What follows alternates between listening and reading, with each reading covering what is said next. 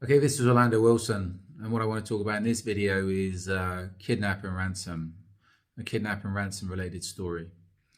This is where I'm sure most people would think it's difficult to be kidnapped. Well, for a lot of people, they kidnap themselves. And I'll give you a story from an exercise that proves that people can kidnap themselves or put themselves in a position where they're kidnapped. They don't have to be snatched. They put themselves in captivity. Years ago, South Florida, I was doing a course, a kidnap and ransom course for one student, one client. And I happened to have, that course was overlapping with another course. And I happened to have two gentlemen coming in from out of state. So I said to the gentleman that was doing my kidnap and ransom course, we'll kidnap these people. I want you to go and kidnap them and pick them up from the airport. I told these guys, the two guys that was coming in from out of state, to call me when they got to Fort Lauderdale Airport, and I'd come pick them up. The first guy landed, he called me, he's in. I said, okay, when your buddy arrives, when the other guy arrives, then I'll come pick you up. At about the time his buddy would have landed, picked up his luggage, etc., my phone started to go. I ignored it. I ignored it for like 20 minutes. Then I got the person that was on the K&R course with one of my associates to phone up the guys at the airport and say, okay, we're coming to pick you up in 20 minutes. They didn't mention my name. They didn't mention my company name. They didn't mention anything. They just said, yeah, is this so-and-so? Okay, we're here to pick you up. They said when they got to the airport, they spotted one of the guys straight away. Why? Big guy, shaven head, pelican case, etc. He looked like your typical security contractor.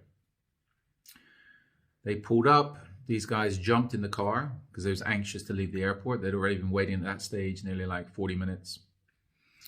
Jumped in the car and off they went. Didn't ask to verify who these guys were. Didn't ask for IDs. Didn't ask for anything. And at this stage, nobody had mentioned my name. The guy doing the course and my associate that was driving didn't mention the company name. Didn't mention anything. As I was pulling out the airport, I got the text message, yeah, we got him. So I called up the two guys that arrived. I called up one of them and said, okay, this is Orlando. I'm here to pick you up. I'm going to be there in 10 minutes, 15 minutes. Sorry, I'm late. And you could hear by his silence, the guy was shocked.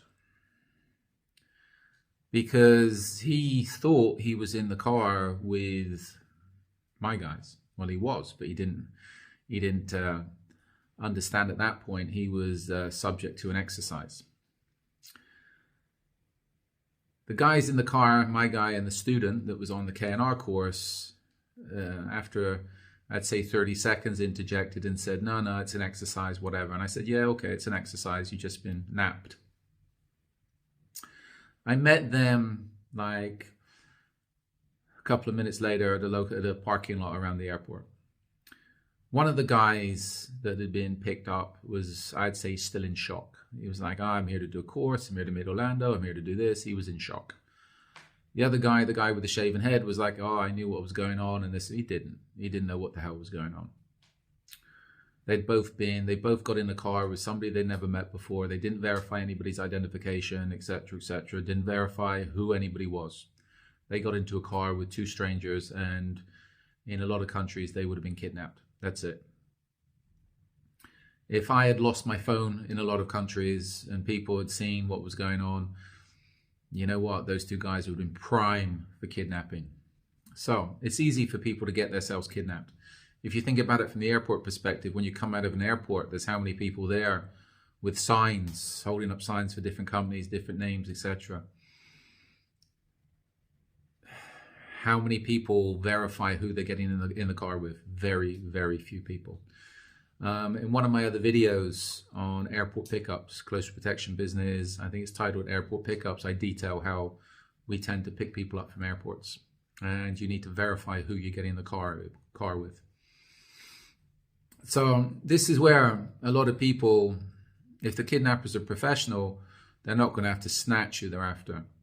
They can arrange meetings, they can arrange dinners, they can arrange business meetings, they can arrange social meetings, they can honey trap the person they're trying to kidnap.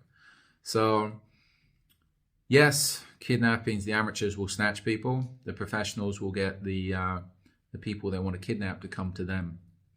And hopefully in that little story you can see how things work just a little bit. And you've got to remember the professionals are very professional and they're very imaginative. So always be careful who you get into cars with. Always be careful when you're going to meetings to meet with people you've never met with before. Always be wary of honey traps. And in general, be very wary. Now, I've got a selection of videos going up. We have a lot of videos up already. There's going to be a lot more content going up, talking about various aspects of the kidnap and ransom business, close protection business, personal security, etc. Advice and stories. You can also check my books out on Amazon that cover various aspects of the security business, close protection, kidnap, ransom, travel, security, etc. And also don't forget to check out our blogs on the Risk Inc. website and also on my website, Truth Only Has a Few Friends. So in the meantime, don't be overly polite with people. When you meet somebody for the first time, ID them. Always ensure that you're getting in the car with the right person or you're going to meet with the right people. It's you only will need to make the mistake once and then you're in a world of hurt. Hopefully you'll survive. Maybe the ride will be bumpy, but hopefully you'll survive.